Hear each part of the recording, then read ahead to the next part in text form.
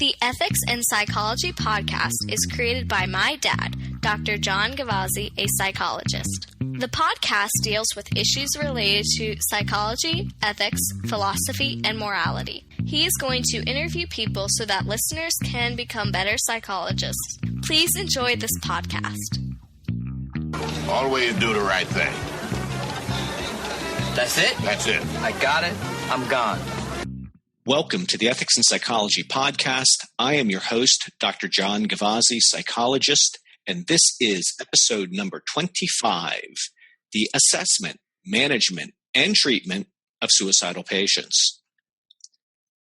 And this podcast will fulfill Act 74 requirements for Pennsylvania licensed psychologists, social workers, marriage and family therapists, and professional counselors. A very important point to note because this continuing education will be required by all licensed mental health professionals. So as I said, today's title is the Assessment, Management, and Treatment of Suicidal Patients. This is an introductory podcast, and my special guest, friend to the podcast, is Dr. Sam Knapp. Sam, welcome to the podcast. Thank you, John. Can you tell us a little bit about yourself for the new listeners? Well, I work for the Pennsylvania Psychological Association. I have for a long time. But I've always had an interest in suicide, and my first professional job was working as a crisis intervention worker. So I did a lot with suicidal patients, and I still help psychologists when they have suicidal patients. When they need to think things through with them. Thank you again for joining me today, because this is a very important topic, and I greatly do appreciate your expertise. Prior to the podcast, we talked a lot about the additional reading you've done as well. So hopefully we'll be able to get into that in just a little bit. But before we do, this is an important disclaimer that this podcast, or if you watch it on YouTube video, can only provide a basic introduction to the assessment, management, and treatment of patients at risk to die from suicide. As an educational program, it does not purport to provide clinical or legal advice on any particular patient.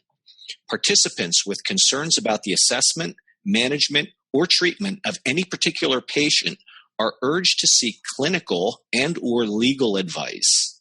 Also, individual psychotherapists need to use their clinical judgment with particular patients and incorporate procedures or techniques not covered in this podcast video, or modify or omit certain recommendations herein because of the unique needs of their patients.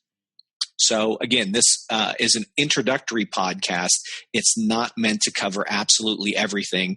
It's meant to cover a basic understanding and help people meet their Act 74 requirements. So just a brief note on competence. A brief program, as I was saying, of this nature can only highlight some important facts about suicide assessment, management, and intervention. It may serve as an update or a refresher for more experienced clinicians. However, competence in assessing, managing, or treating suicidal patients can only come with more extensive education and supervised experience. Sam, your thoughts on this? Yes, the American Association of Suicidology has 24 core competencies. Some people have broken them down to 8 or 10, but it really does take a much more extensive program to have the core competencies. A lot of practicing mental health professionals already have these. This is just an update. But for those who don't have that training, they really should not assume that this is going to get them up to speed. That is correct. Good points. So the learning objectives for this podcast are, at the end of the program, the participant will learn the basic information that will help them to, number 1, assess patients who are at risk to die from suicide. Number 2, manage the risks of suicide. And number 3, treat patients who are at risk to die from suicide. So Sam, hopefully by the end, we'll be able to cover all of these. And just in terms of a very general outline, that suicide is the 10th leading cause of death in the United States and is the most frequent crisis experienced by mental health professionals. This podcast video reviews basic information about the assessment, management, and treatment of patients at risk to die from suicide. And as importantly, I'll say this again, it fulfills Act 74 requirements for Pennsylvania licensed psychologists, social workers, marital and family therapists, and professional counselors. Okay, Sam, so today what we're going to do is we're going to outline the assessment of suicide, some screening instruments, suicide management, the 4 M's of suicide management, interventions, and again, something that you and I have presented on before, quality enhancement strategies. So with those thoughts in mind, Sam, we're going to talk about the assessment. We'll call this step 1.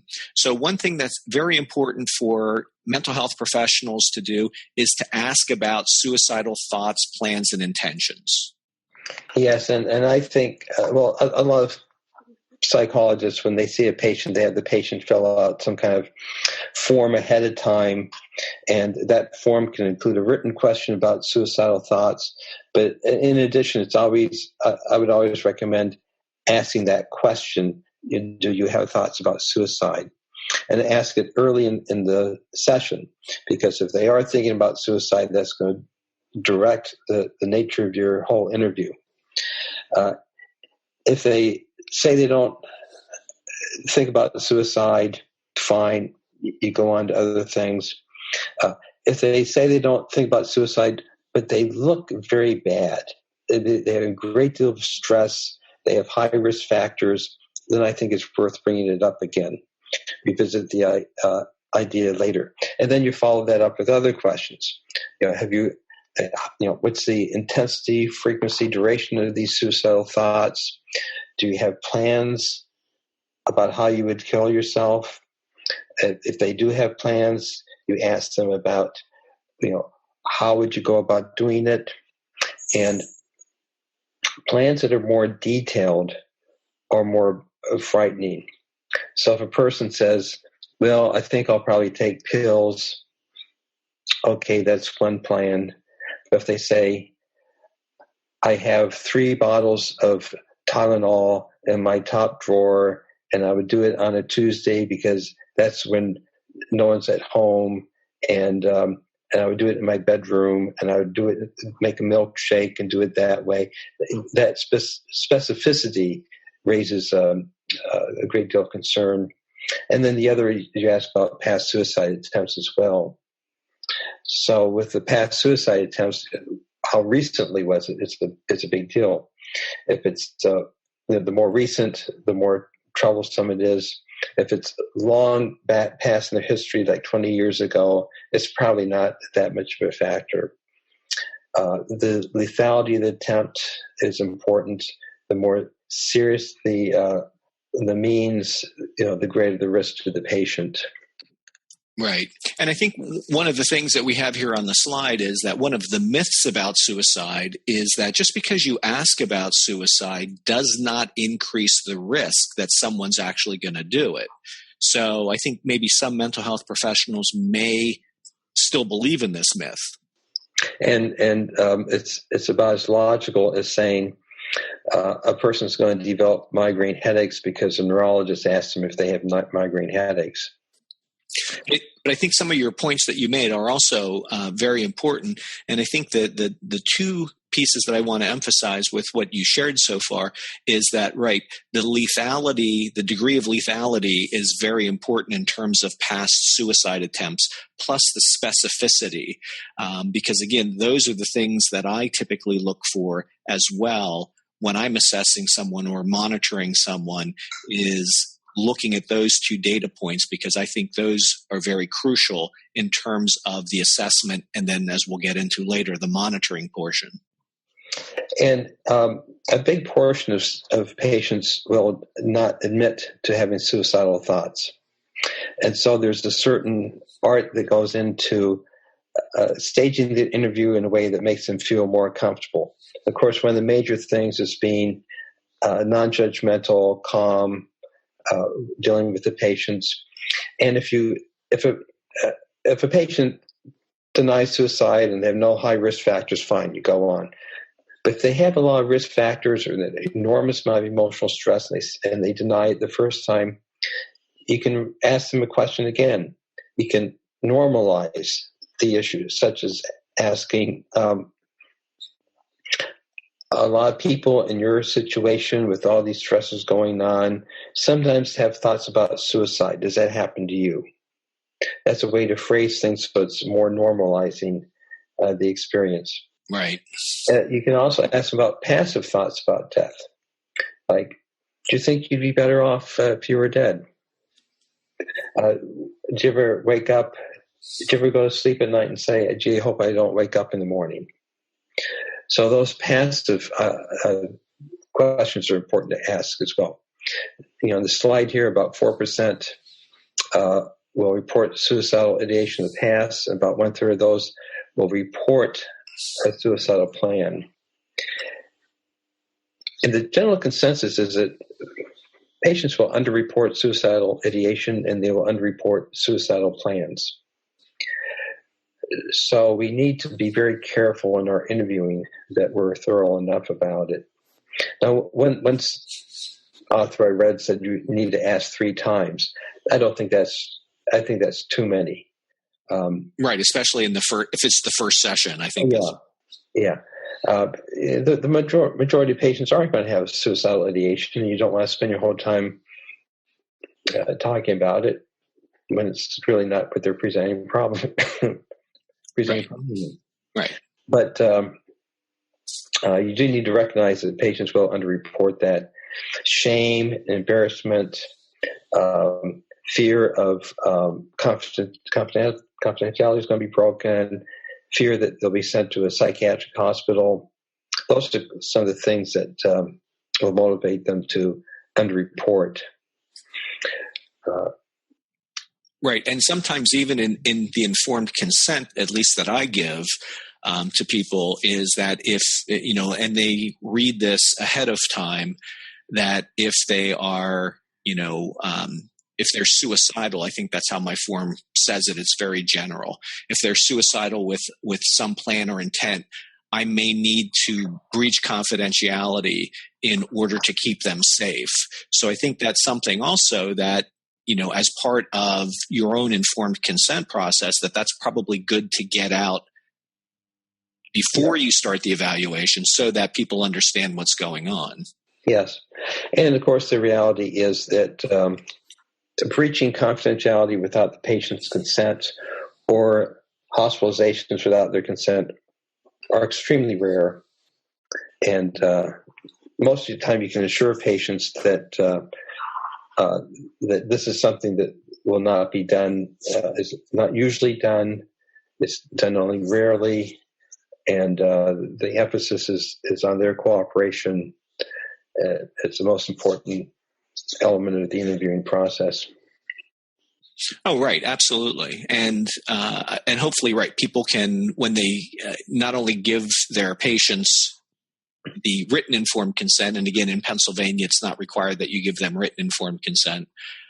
But when you are hitting the highlights, as at least I do, I talk a little bit more about that and what would lead to a hospitalization, even before I get to those questions. So I say something like, there's 3 things that may happen that would supersede our confidentiality. And I'd say one of them would be that if you're actively suicidal, that means that you are suicidal, you have a plan, you have some intention to carry that through, and we can't come up with a plan to mitigate that. I think that's important for people, for mental health professionals to outline a little bit more so that, again, just because I'm thinking of suicide, oh my God, does that mean I'm going to the hospital? Well, no. Mm-hmm. And hopefully, as you're saying, that creates at least a little bit of comfort for them to disclose that they are thinking about suicide. Yes, that's right. So you have the questions about suicide, and then you have the second step of the assessment, which is looking at fixed or baseline factors and acute or chronic factors. And fixed factors are those which are historical. They can't be changed. Your race, your age, that can't be changed. Sexual orientation, we refer to that as fixed. The fact that you are unemployed, I mean, that's the reality, that's fixed. Your past history is fixed. The fact that you were exposed to combat as a veteran, that's fixed. That's an historical fact. Right. And there are demographic factors that are associated with this. White older men are at the higher risk to die from suicide than any other group. Right. I'm going to slow you down because that's one point I have here on my notes I really want to make, kind of emphasize is that so under the basic or static factors, right, older white men are by static factors more likely to attempt suicide. Yes. But we should not assume that non-white women, younger, are not at risk as well.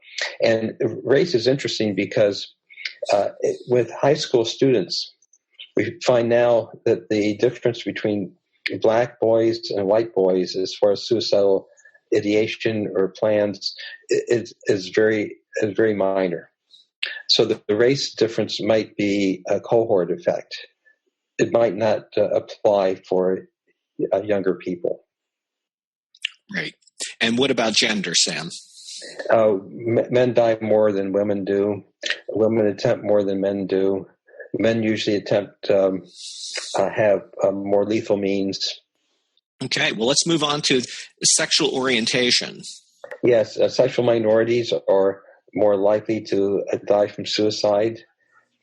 And is there anything that talks about maybe what are the motivational factors around that? Well, we don't know. It could be social stigma. It could be alienation from a support group. Those are likely the factors involved. It could be victimization by bullying might be a factor. So we're not really sure what the factor is. Sure, and there's also internalized homophobia that might also play into may play a part into that. Okay, right. How about unemployment? Because they're in Greece in the past couple years, because of their high unemployment, they were talking a lot about economic suicides. Yes, and even when the Great Recession hit, there's a slight increase in the number of unemployed men who died from suicide. So this is a rather well-known finding that unemployment increases the risk of suicide. It's a loss that happens, and as we're going to talk later about two factors that are very much related to suicide risk. One is perceived burdensomeness, and men who are unemployed often perceive themselves as burdens. Right. So worth is tied into their ability to provide economically. And that gets threatened with unemployment. Sure.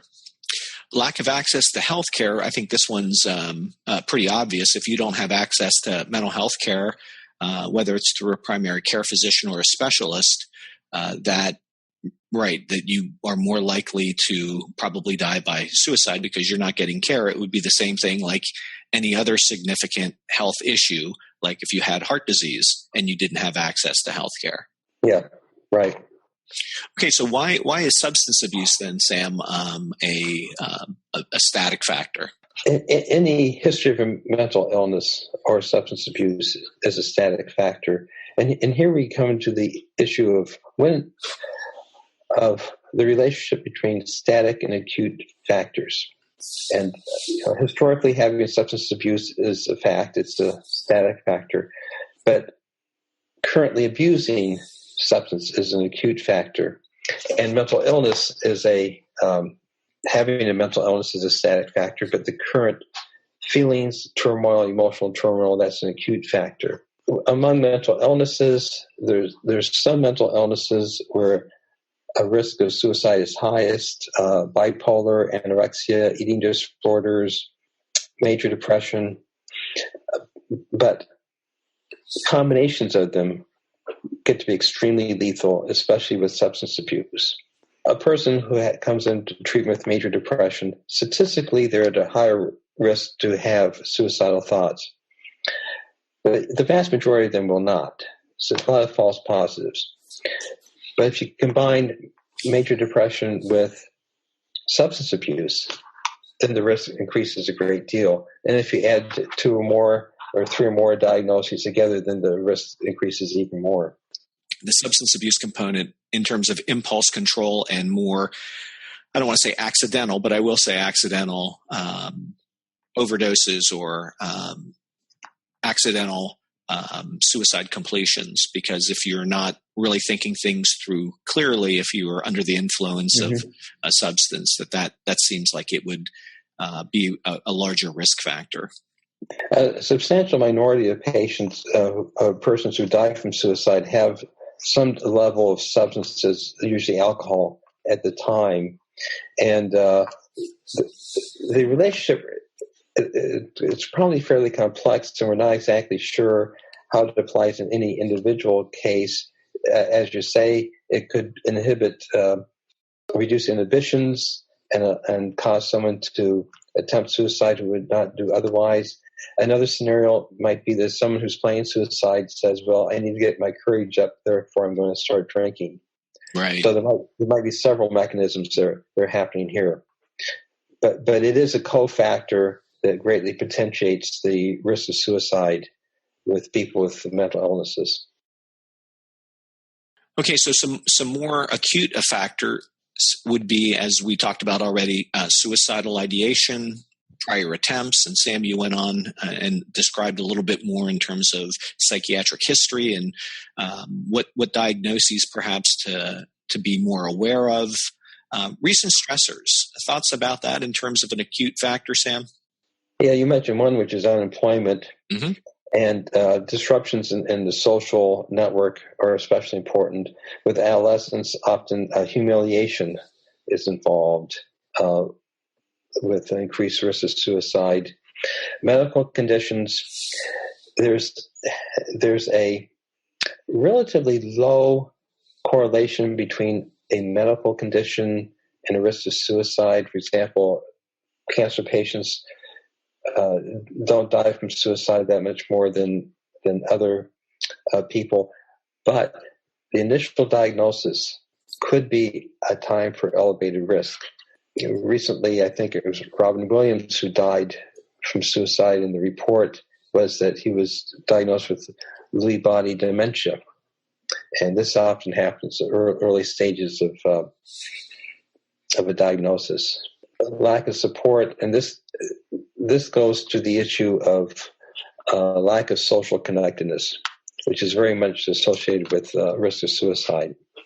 So if I see a patient who has major depression and I'm asking them about suicide, and the thing that I'm going to look for isn't so much whether they're depressed or not, but what kind of social connections they have. Because if they've had, if they perceive themselves as being isolated, if they've had major disruptions in their social networks, such as a recent divorce or alienation from children or something like that, then the risk of suicide increases. Right. So again, I think that's the sense which we're going to be getting into here in terms of dynamic variables in a moment. But again, I agree. I think that is key. But the last one we want to hit on is the access to means to attempt suicide. So that also is an acute factor. Yeah. So the idea is if somebody has suicidal ideation and the plan is that they're going to shoot themselves and they do have access to guns at their house, that certainly does increase their risk of actually completing suicide. That's right. Or like you said, is they have a fairly well thought out plan when it comes to maybe, Xanax and alcohol or overdosing on Tylenol, and they are very specific with that plan. Again, it certainly highlights and heightens the possibility of a suicide attempt. And if someone reports having a suicide plan, it's often worth asking them, what's their backup plan? Okay. So they might have more than one plan. And I think it's always indicated to ask whether a suicidal person, whether they have firearms in their house or access to them. Correct. Right. Even if that's not one of the plans that they reveal, it could be a backup plan. Good point.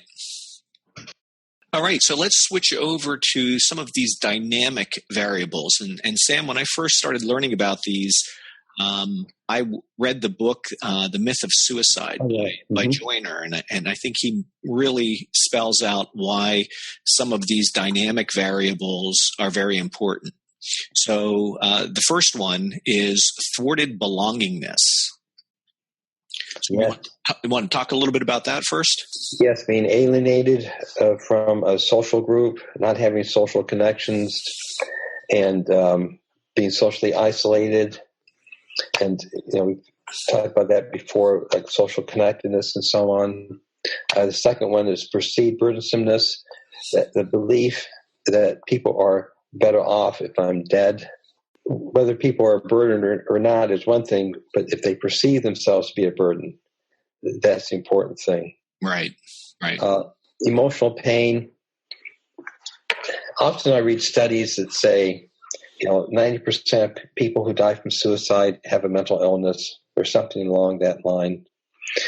But Thomas Joyner says that even those who don't have diagnoses probably have some kind of subclinical variation of a mental illness. I grant there might be a very few people who do so for rational means, but I think the general assumption is that anyone who has suicidal thoughts has a mental illness or some kind of variation of a mental illness in there. Well, and I think he also makes the point, and again, correct me if I'm wrong, that part of someone's ability to either attempt or complete a suicide, that person really has to override, and again, I'm speaking from psychology, evolutionary psychology, but you'd have to overcome that ingrained desire for survival. So he talks about that you have to have enough emotional wherewithal to overcome that fear of death, which seems to be programmed in almost all of us. Yes, and he calls it acquired capacity or acquired capability. And this is an example where when we look at historical and acute factors, for example, the fact that someone had been exposed to combat is a static factor that can't be changed. But an acute factor would be whether the person currently has PTSD. That is changeable. And when you look at the data, PTSD is most related to acquired capacity for suicidal ideation, and not combat exposure to combat per se.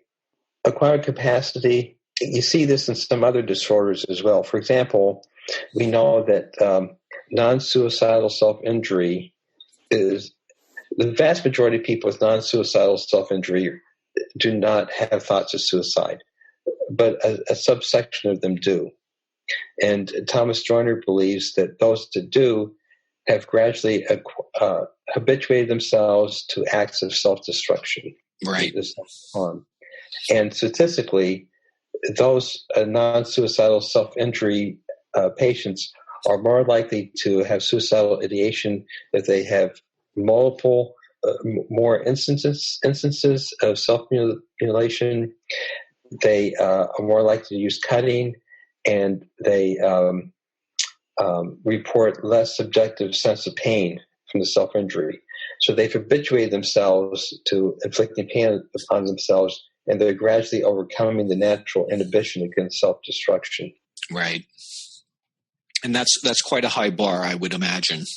Yes, it is. Yes. You're absolutely right that the natural inclination for self-preservation is extremely strong.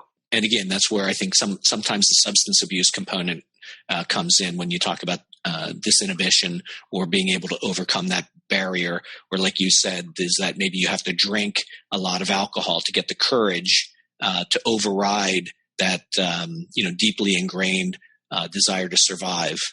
Right. You also have their physical illness, disability, or pain, and this can relate to perceived burdensomeness. The physical illness, often the important thing is functional limitations. Is a person able to engage in activities of daily living? Do they perceive themselves as being a burden to other people? Those are important ones. The last one we put down here is guilt or moral challenges. And with a number of combat veterans, it's been found that there's a guilt and lack of self-compassion for acts that they've done seem to be related to suicidal intent. It's not only among combat veterans, also there's other occupations that have high exposure to violence, such as correctional guards or police detectives, and it might be a factor with them as well. Right. So if you're listening out there, if you want to just Google moral injury, and you can look at some of the research and some of the writings around when people feel as though they've been morally injured, because this is really the point that we're trying to make here. Sam, before we move to the next slide, I just wanted to go back to thwarted belongingness, because again, I think that this really is an important component too, and this is how we're going to get to protective factors in the next slide. But there was actually some research that showed if people who were discharged from the hospital, if they even got a postcard from the hospital kind of checking in with them once a month, that people were less likely to attempt suicide again by merely getting a postcard. So the idea that, someone else cares about me, that somebody else loves me, I have to stay strong for them, I think that is important to people. So when you have the thwarted belongingness, meaning that it's hard for the individual to find that sense of social connection, that sense of place in the world, as you were saying, alienation, that that variable can become very important. So that's something I ask a lot about in terms of social support and perceived burdensomeness. So, and sometimes even connection to a pet.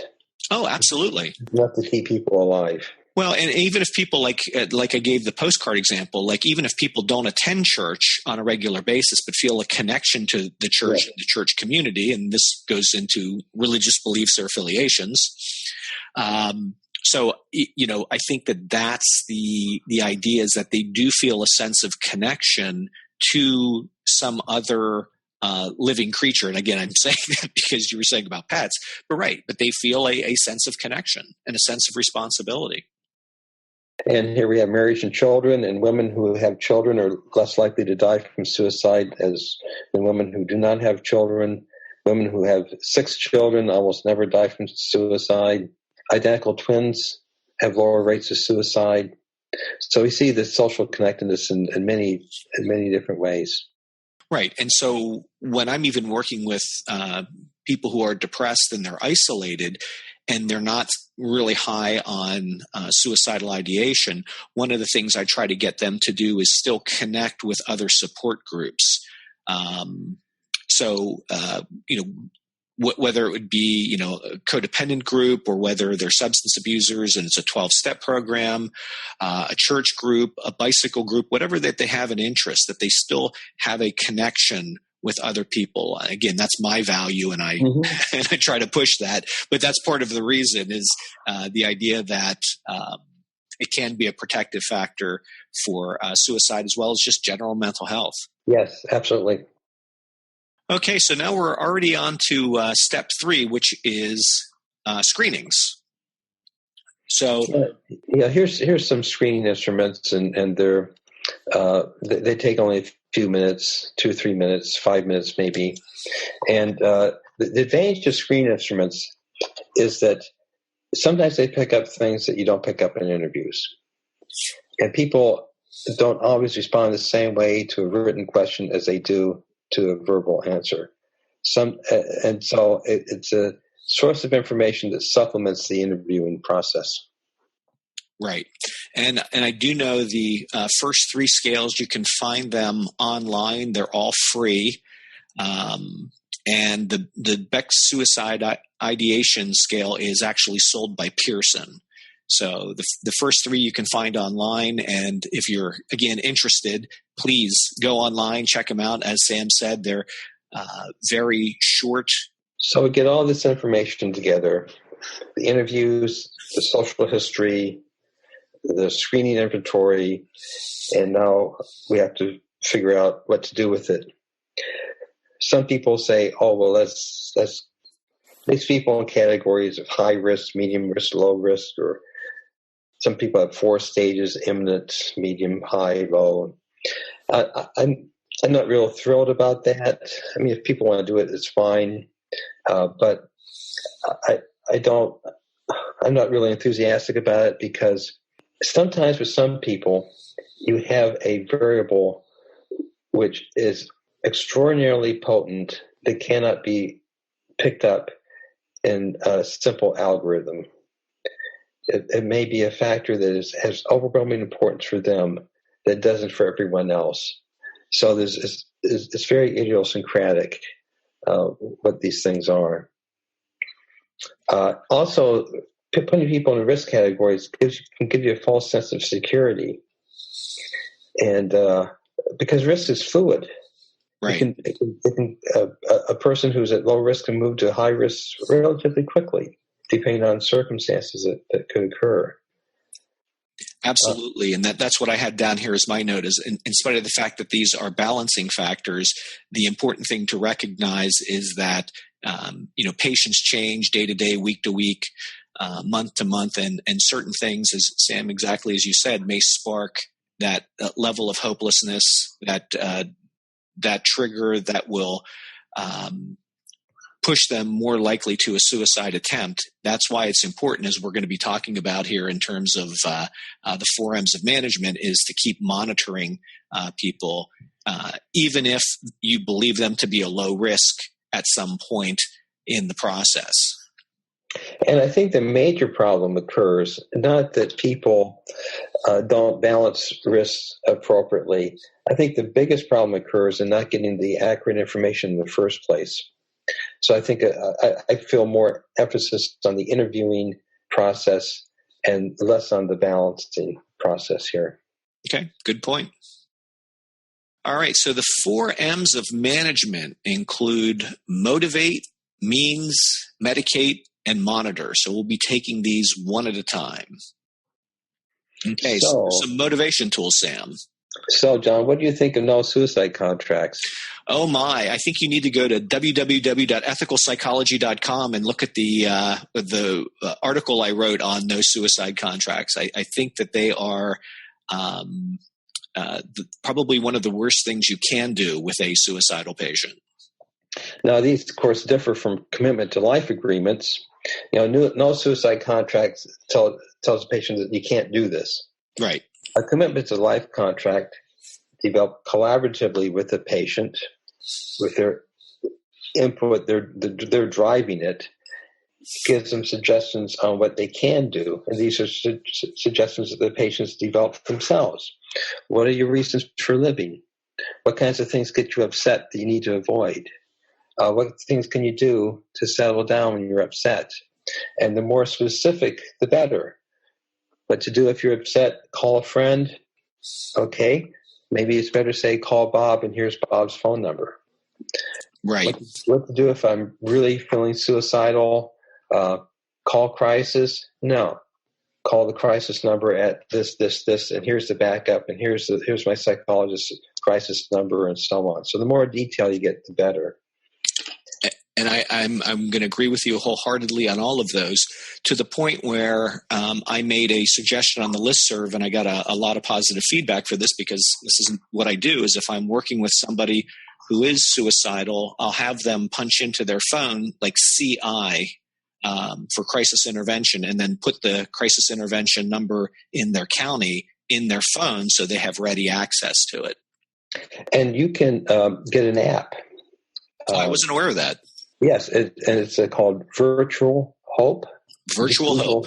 Virtual Hope. It's developed by the Department of Defense, but it's in the public domain. You can download it very easily, and it includes these things, and it also includes like symbols of help, pictures of loved ones, or it could have music that you find particularly helpful. Absolutely. Or things like that. Yeah, anything that's emotionally soothing for people, right? Like, their favorite books of their favorite author, music that they like to listen to. Mm-hmm. But right, the more specific that you can get with people, the better off you are. Because again, when people are emotionally overwhelmed, it's hard for them sometimes piece together what the plan should be from just, like you were saying, one or two words. So the more structure, the more preparation that you do, probably the better off you're going to be.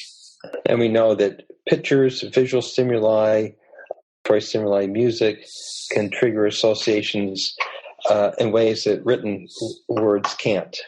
Right. So there's some advantages to an app like that.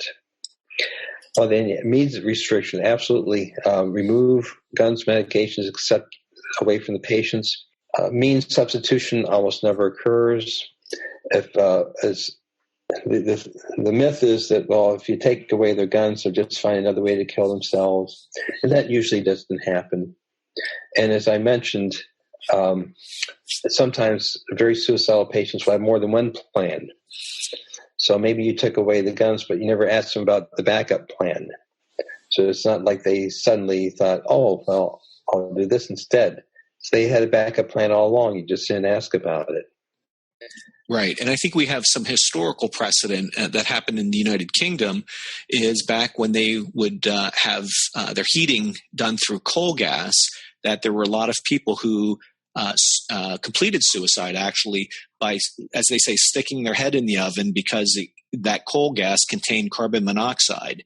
And when they switched everybody over to natural gas that didn't have the poisonous carbon monoxide in it, suicide rates went down pretty dramatically. And if you look at the data later on, by inhalation of carbon monoxide, which was in the coal gas, that became a little bit more common, but it still had declined significantly because that's a little bit more difficult to do. And means restrictions should be done cooperatively with the patient. Ask the patient, okay, we need to make sure you're safe in the short term. What ideas do you have? They might come up with some ideas. Some ideas aren't very good. Maybe say, okay, well, let's think about that. Let's think of some other things as well. And you made a very important point, John, that by our biological history, we are very much inclined to live. Any patient who comes in and is in the room with you has a substantial portion of them that wants to live. Right. Yes, they have some parts that want to die, but a big part of them wants to live, and that's the part that you talk to. And that part's going to come up with some good plans, and it's going to be more effective if the patient comes up with them themselves. Right. When it comes to removing guns, I would recommend that you and the patient agree that you will call the friend who's going to take the guns, just to make sure. So everyone knows is above board as to what's being done, who's being called, and things like that. Mm-hmm. Excellent. All right, so medication. Okay, medication, you look at data with medication, and yes, with the schizophrenia, bipolar disorders, medications appear to be very important in reducing the risk of suicide. But with other patients, the short-term benefits are unclear. Now, it's absolutely fine to refer patients for medication was clinically indicated. Absolutely, no doubt about it. Just don't think that it's going to be a short-term method for reducing suicide risk. The risk of death from suicide for a depressive patient referred for medication for the first 28 days is as high as it was for patients who are not referred for medication. Biologically, it takes that time for most medications to take effect. That's correct, right. So it's fine to do it, just don't overvalue it as a method of managing suicide risk. Right, and I think it gets a little trickier too when they're significantly depressed and they don't want to take medication either. And again, that's a conversation for another time. But again, that just because you make a medication recommendation doesn't necessarily mean someone's going to say, "Oh yeah, that's a great idea." So what happens when you make that suggestion? That's something they don't want to do. Again, you need to be able to work a little bit more closely and develop the relationship a little bit more. So that hopefully that they'll take that suggestion. Simultaneously, as you're saying, Sam, that doesn't necessarily decrease the risk. It might, in the short run, actually increase the risk. So you have to be very careful about that. Yes. Okay, so monitoring. Yes, I mean, obviously the most extreme case of monitoring is having someone be in the hospital. But even in an outpatient basis with the patient's consent, you can involve family members, loved ones, friends. And, of course, this has to be done properly. It has to be done in an educational manner. It has to be done with the patient's cooperation. And the patient might say, "Oh, I don't want you to tell my wife because she'll react this way. It'll just get me upset." It's okay, fine. What if I talk to your wife and this is what I would tell her? Educate her about this. You tell her this kind of monitoring is helpful. This kind of monitoring is not helpful. So patient needs to guide these things. Right. And I think one example that I've done before in the past that I can think of a patient specifically is that they came out of the hospital to see me. They had made a rather significant suicide attempt for the first number of weeks. I was seeing them twice a week. And every time, sometime during the session, I would check in with them and ask them how suicidal they were. Do they have ideation, plan, or intent? And it got to the point where after, I would say maybe 8 or 10 sessions, patient would walk in, I would close the door, and he would say, "No, I'm not suicidal." So it was like, let's just get that off the board. Yes, I mean, that's a very good point. But you always need to check in with patients. And in some cases with highly suicidal patients, some psychologists will actually have them take a Beck or a Columbia Suicide Rating Scale again before the session begins as a even further check on their patient. Right. And then you have family members who, with the patient's consent, family members can call in and give feedback on how the patient's doing. And patients aren't necessarily lying. If they come in and they say they're fine and they're not, they like you, you reduce tension, they want to look good, they're trying to be brave. So there's some factors that lead them to unreport the severity of their suicidal thoughts. So you make efforts to compensate for that. Right. And you mentioned seeing a patient twice a week, which is very often indicated. And some psychologists will say, in addition, I want you to call me once a day or every other day in between, just in the short run. Even if it's just to leave a phone message, tell me how you're doing. Mm-hmm. But I need that contact from you. And of course, if you need to talk with me, leave that in the message as well. Right. So that contact can be very important as well. Right. And as we have down here, hospitalization in extreme cases, that is correct. And in Pennsylvania, we have the 302 commitment where you can involuntarily commit somebody against their will, which we don't have time to get into today. So we're just going to say that is an option, and that is your clinical responsibility if you believe that hospitalization is in fact necessary. And as we note here, this is in extreme cases. Yeah, you really want to avoid that if all possible, because it risks straining the relationship you have with your patient. Correct. If they feel their autonomy is taken away from them, then and then there's practical reasons too. They might be losing days of work. There's a social stigma involved. In Pennsylvania, a gun owner can lose their rights to carry firearms. So there's a lot of factors to consider here. One mistake that some mental health professionals make is thinking that the best way to manage suicide risk is to treat the mental disorder that the patient has. Say, "Oh, you're depressed, you're suicidal. Let's treat the depression." That's only half your job. The other half is to make sure that you use these management techniques all through therapy. And when we look at therapy, there's not a whole lot of studies done on reducing suicide risk with therapy. And one of the reasons is that most federally funded outcome studies or drug company outcome studies as well exclude patients with suicidal risk. And so we only have a very few studies on that. My opinion is that when you treat a suicidal patient, you use the intervention that you think is most effective for the disorder that they have, and that you add these risk management, these suicide management techniques on top of that. As you mentioned, frequent contact, flexibility in scheduling, monitoring, means restriction, checking in on them about their intent. And then you go back to the risk factors we talked about: thwarted belongingness, perceived burdensomeness. As you're saying, John, you get them involved in social networks. Absolutely. Yep. You do techniques to reduce their emotional pain. If there's physical disability or limitations, to make sure that they're getting adequate medical attention. If there's pain, there's still many physicians who underappreciate the pain that patients are on and how debilitating it can be. I know there's the issue of overprescription of opioids and so on, yes, but there's still a substantial number of physicians who underappreciate pain, and that can be a factor too in the treatment as well.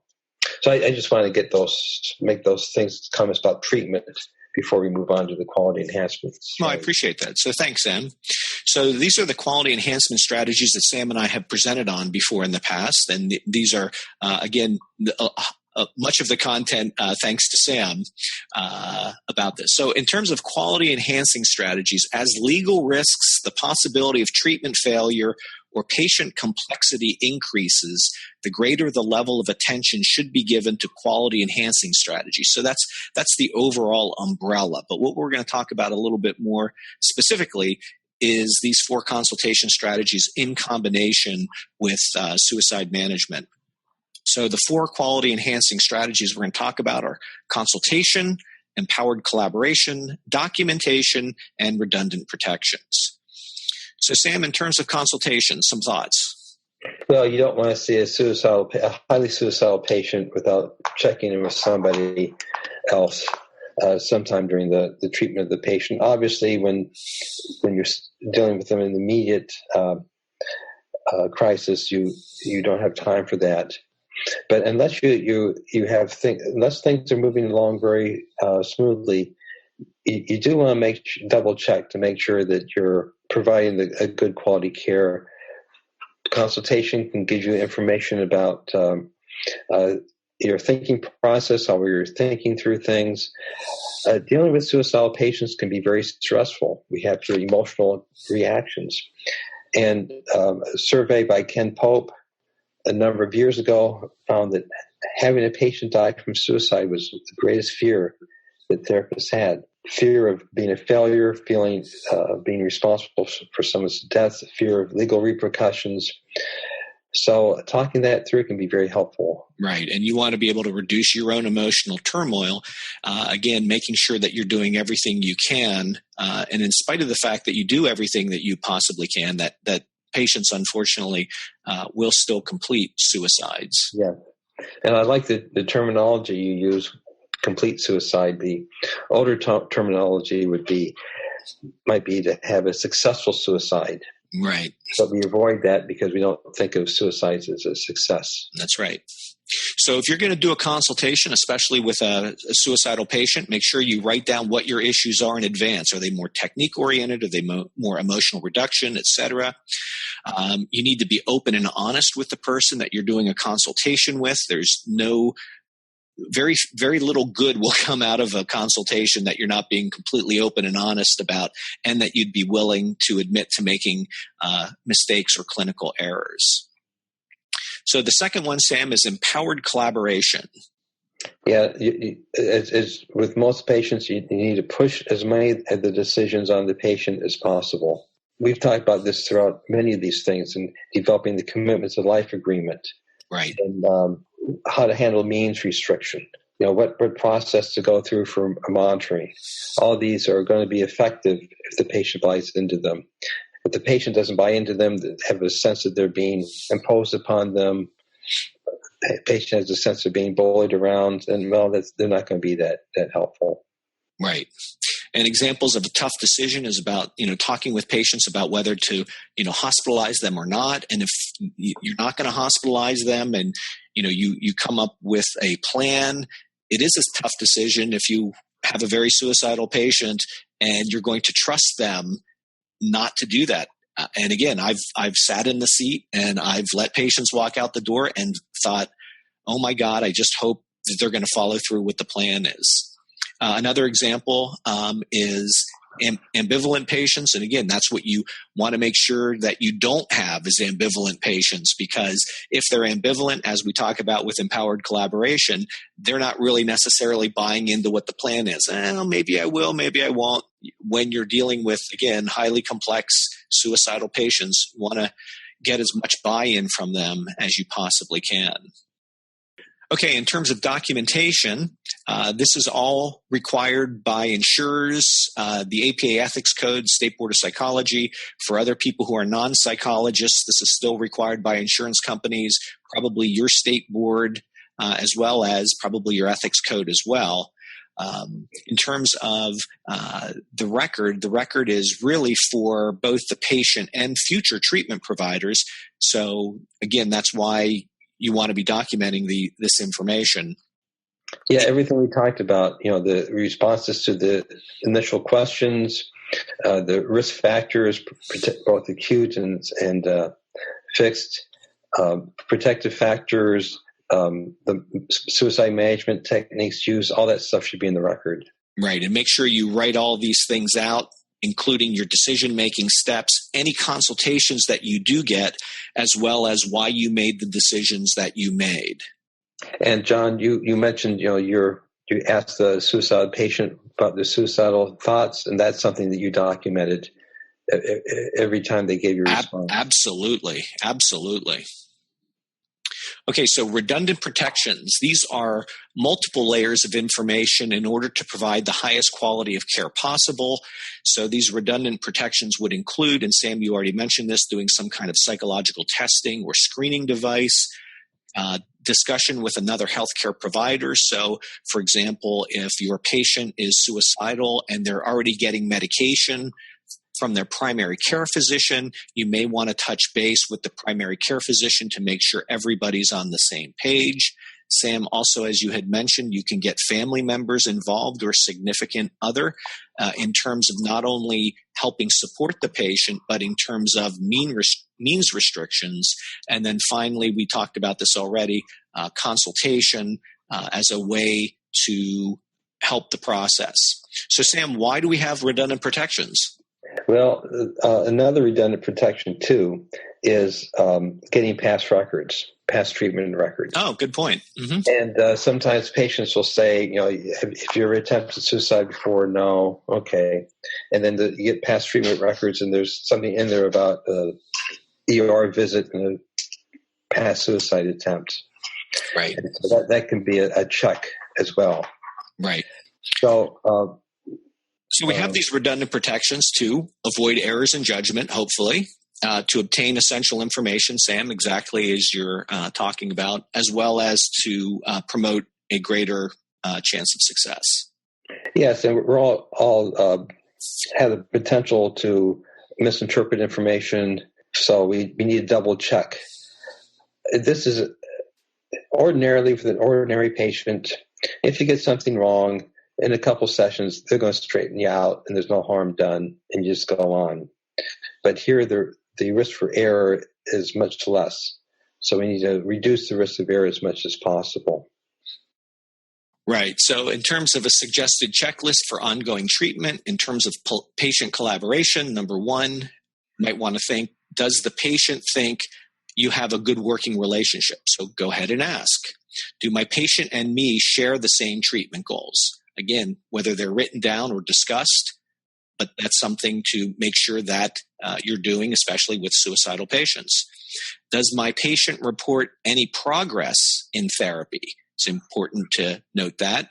And does the patient want to continue in treatment the way that we're doing treatment? So that's something else you can think about in terms of patient collaboration. In terms of your own self-reflection, do I believe I have a positive working relationship with my patient?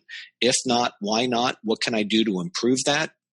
Is my assessment of the patient sufficiently comprehensive? Did I do, as Sam, you had mentioned, did I do a comprehensive evaluation at the front end?